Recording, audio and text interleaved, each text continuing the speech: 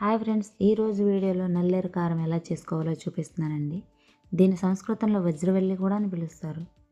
నల్లేరు కారం తయారు చేసుకోవడానికి నల్లేరు కాడలు తీసుకొని ఇలా పలగలాగా ఉన్నాయి కదండి, అవి 4 ప్రక్కలా కూడా పీల్ చేసేసుకోవాలి.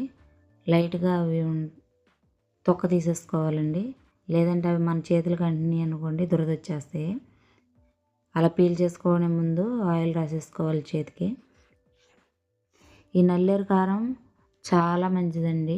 ముఖ్యంగా 40 సంవత్సరాలు దాటిన మహిళల్లో మోకాళ్ళ నొప్పులు, అలాగే చిన్న దెబ్బ తగిలినా సరే ఎముకలు విరిగిపోకుండా ఉండడానికి చాలా ఉపయోగపడుతుందండి ఈ నల్లేరు కారం. ఈ నల్లేరులో calcium, vitamin C, vitamin B చాలా ఎక్కువగా ఉంటాయండి. అలాగే పీచు పదార్థం కూడా ఎక్కువగా ఉంటుంది. ఇది ఎముకలు బలంగా ఉండడానికి కూడా చాలా ఉపయోగపడుతుందండి. ఇది పల్లెటూళ్ళలో ఉండే వాళ్ళకైతే చాలా బాగా తెలుస్తుంది. ఎందుకంటే ఇవి రోడ్డు పక్కన పొలాల్లో, డొంకల్లో చాలా బాగా దొరుకుతుంది. సిటీలో ఉండే వాళ్ళకి అంత పెద్దగా ఏం తెలియదు. నెలకు ఒకసారైనా సరే ఇలా నల్లేరు కారం చేసుకోవడం వల్ల చాలా బెనిఫిట్స్ ఉంటాయండి. అలాగే పైల్స్ రాకుండా కూడా బాగా ఉపయోగపడతాయండి. ఇది ఈజీగా మన ఇంట్లో కూడా నాటుకోవచ్చండి. ఎవరికైనా ఎలా నాటుకోవాలో తెలియాలనుకుంటే కామెంట్ చేయండి.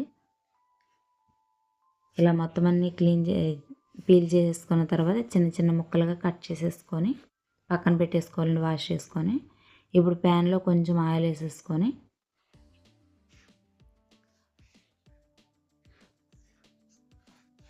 దాంట్లోకి మినపప్పు, శనగపప్పు, మెంతులు, జీలకర్ర,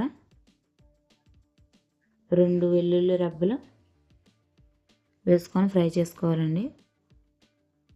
ఒక 2 మినిట్స్ ఫ్రై చేసుకున్న తర్వాత కొద్దిగా చింతపండు వేసుకొని కాసేపు ఫ్రై చేసుకోవాలి. ఆ తర్వాత ఎండుమిర్చి వేసుకోవాలి. అలాగే లాస్ట్లో కరివేపాకు కూడా వేసుకొని ఫ్రై అయ్యేంత వరకు వేయించుకోవాలి. వేయించుకున్న తర్వాత స్టవ్ ఆఫ్ చేసేసుకొని చల్లారిన తర్వాత మిక్సీ బౌల్లోకి తీసేసుకొని దాన్ని గ్రైండ్ చేసేసుకోవాలి. ఇప్పుడు ఇంకొద్దిగా ఆయిల్ వేసుకొని ఈ నల్లేరు కాడల్ని అందులో వేసుకొని ఆ వాటర్ పోయేంత వరకు ఫ్రై చేసుకోవాలి. వాటర్ మొత్తం పోయేంత వరకు బాగా ఫ్రై చేసుకోవాలి లో ఫ్లేమ్లో.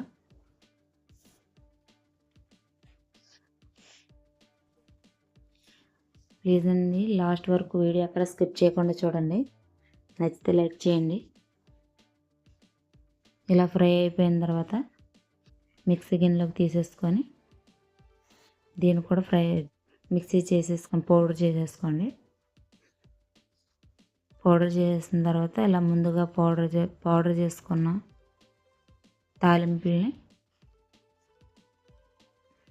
దీంట్లో మిక్స్ చేసేసుకోండి. కొద్దిగా బరకగా ఉంటేనే బాగుంటుందండి.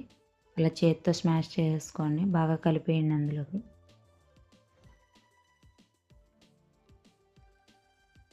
థ్యాంక్స్.